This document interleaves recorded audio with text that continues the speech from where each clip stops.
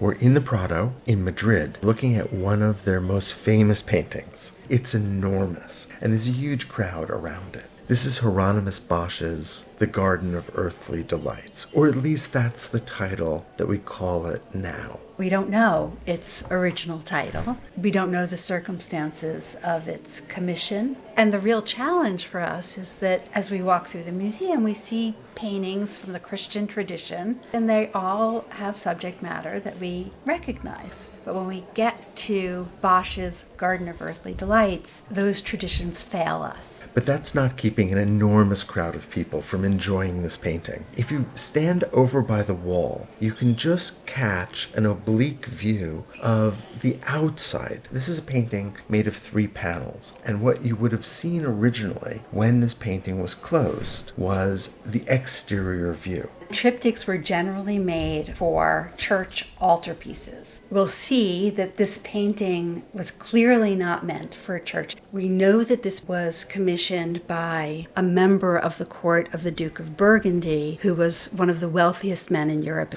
and common for the outside of triptychs. We see a scene in grisaille and shades of gray. He's giving us this eternal darkness. There is this large crystalline globe, which is the earth, and then just in the upper left corner, we see God the Creator. God is holding a book. He looks very small and far away. And then there are 2 inscriptions. They read, "For he spake, and it was done," and "For he commanded, and they were created." So this is the moment when God has separated the land from the seas. You can see that there are plants, and they seem almost primordial. So this is the time before the creation of Adam and Eve. But we'll see that on the inside. Let's open this up. The left panel shows God, although here a very young God. So young, in fact, that he looks very much like Christ, who's holding the arm of the newly created Eve and is presenting Eve to Adam. What Bosch is representing is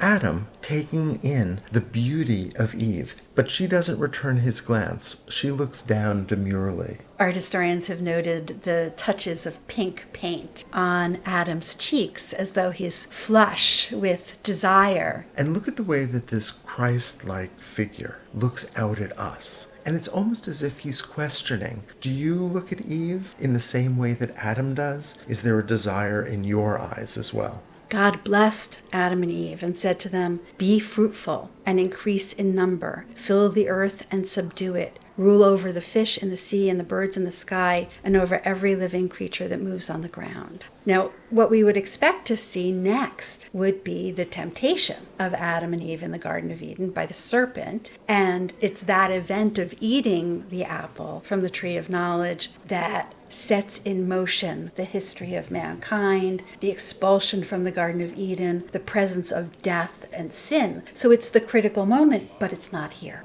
If we look toward the upper right, we see a tree with a serpent around it, which certainly alludes to the idea of the temptation, but we don't see the actual temptation. Behind them and around them, we have this lush garden filled with trees and vines and fruits and animals. And we also see in the center of a pond this almost flesh-colored construction that seems to be both stone and animal and plant at the same time. It's a wildly inventive structure. It seems to me that these evoke growth and fecundity. There are forms that give birth to other forms from which yet other forms emerge. There's this constant growing, this constant emerging of life. And this sits on precious stones in the middle of this body of water. Animals perch on it. And in fact, the entire scene is filled with life. It's filled with plant and animal life. Some that we recognize, some that we don't recognize. Some mythic, some entirely invented.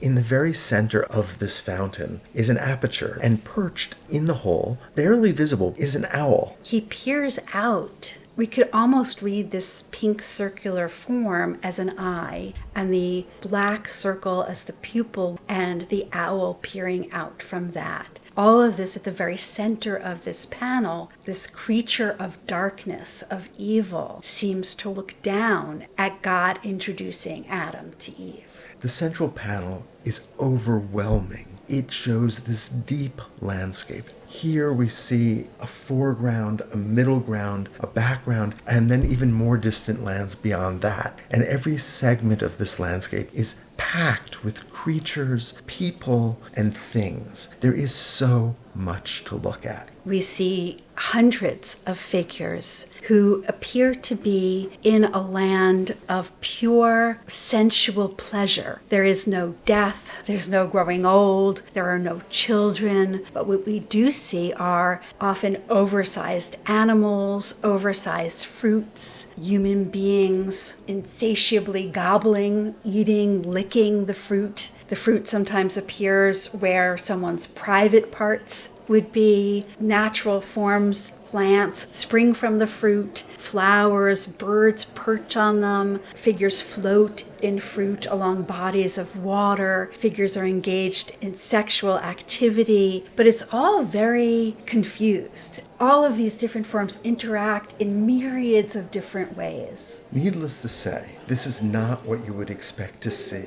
by an artist who was deeply religious within a society that was deeply Christian. This is shocking. It's so unexpected. There is no parallel in the entire history of Western art. Bosch confounds our ability to even talk about what we see. His imagination has run wild. He's just invented so many things here that we could never even have thought about in our wildest imaginations. One art historian has suggested that one of the things that Bosch is attempting to do in this painting is to elevate the visual arts to the level of creativity that was permitted in literature. That is, there was a long tradition that allowed authors to be wildly inventive. But because painting is representative, and because painting had always been at the service of religion, it was inherently more conservative. This line of thinking suggests that Bosch is here creating room for the level of creativity that one finds in literature. And we should see here something that helps us move from left, from the creation of the world, to the right panel, which, as we'll see, represents hell. But all that we have here are frolicking, oblivious figures engaged in all sorts of carnal pleasures. This is not at all what we expect to see in the central panel of a triptych that begins with the creation and ends with hell. Art historians have tried to solve this every which way. But one of the most compelling theories is that the central panel is an alternate story. What if the temptation had not taken place? What if Adam and Eve had remained innocent and had populated the world? And so is it possible that what we're seeing is that reality played out in Bosch's imagination? But I want to step back because although it is wonderfully playful and wonderfully inventive and just an incredible thing to look at, it would have been deeply troubling to Bosch's generation. That is, Bosch would not have looked at this kindly. His society would have looked at this as sinful, even though the people that are being represented here didn't understand sin.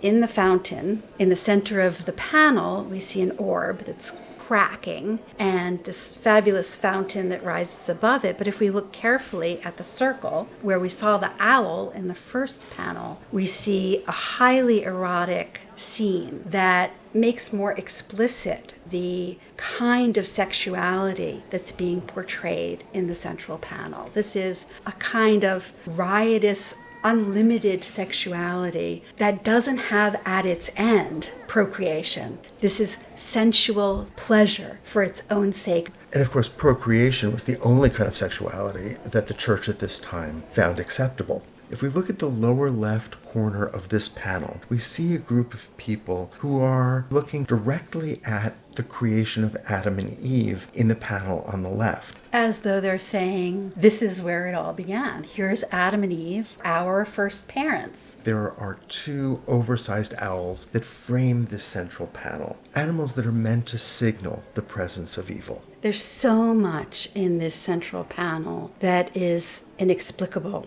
dreamlike, imaginative, and it's scenes of rampant sexuality, of sensuality and pleasure have an effect on the viewer and almost implicate us in any enjoyment that we might be taking in looking at these scenes of pleasure. We begin to feel guilty ourselves. Well, remember that in the leftmost panel, God is looking out at us, and he seems to be gauging our reaction to what we're looking at. The far right panel, which is hell, is much more in line with other images of hell and damnation from the long history of art. Although I might add, through the eyes of Bosch, who is not only extraordinarily skilled in his ability to represent, but what he represents is constructions of the most outrageous kind that they're almost impossible to describe. The largest figure is a figure that art historians call the tree man. His legs look like the branches of trees with more branches growing from them, but where we might see his feet, we see two unsteady boats in the water with figures in them, suggesting that there's an inherent instability to this figure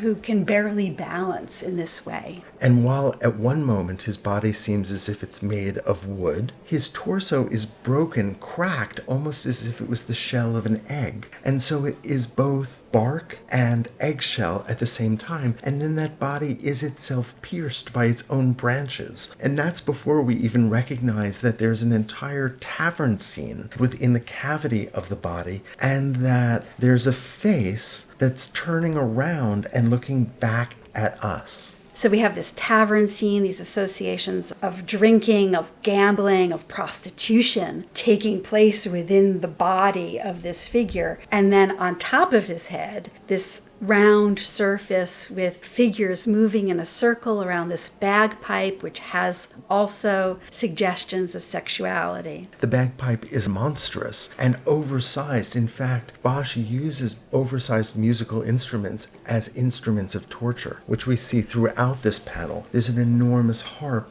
on which a man is being crucified. There are expressions of particular people's sins that are related to their tortures. For example, gambling, we see in the lower left, we see dice, we see cards. So things that are pleasurable in life become sources of interminable pain and suffering in the eternity of hell. Here it's night, and the flames are shown vividly against the dark sky. The ruined buildings are shown in silhouette. There's smoke rising, violence everywhere. There is no escape. This is absolutely terrifying. These dark armies moving through the night, being led over bridges, through tunnels. In the lower right corner of the panel, there's a particularly menacing figure. This devil has enormous eyes, like an owl, and he's also got a bit of a beak. He's devouring a body who has blackbirds flying out of his anus. And this devil sits on a throne that's also a kind of toilet.